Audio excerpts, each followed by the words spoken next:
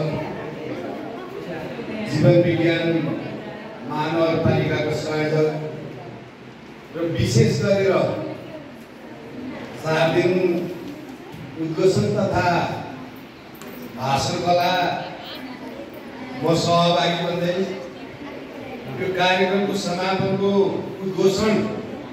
म गर्छु भनेर तयार भएर सुरुवात गर्नुहुने दुवै ग्रुपले एउटा कार्यक्रम संयोजकको रूपले अध्यक्षीकरण गर्नुभएको छ लक्ष्मी रेग्मीज्यू म विशेष उहाँप्रति आभार व्यक्त गर्दै धन्यवाद दिन चाहन्छु। आज भर्खरै महानगरपालिका वार्ड नम्बर 4 अन्तर्गत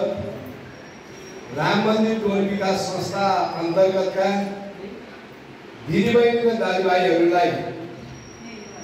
उद्घोषण अथवा भाषण कला मान्दै गर्दा सहकारीमा विद्या कारोबार गर्दै गर्दा सञ्चालकले शेयर सदस्यले र त्यसका व्यवस्थापकले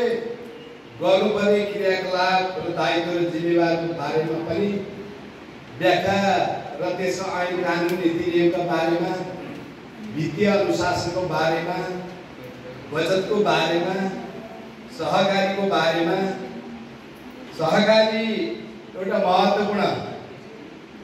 संस्था भएको हिसाबले अहिले कालो बादल बढाइदिएको अवस्था पनि छ, विश्वास छैन।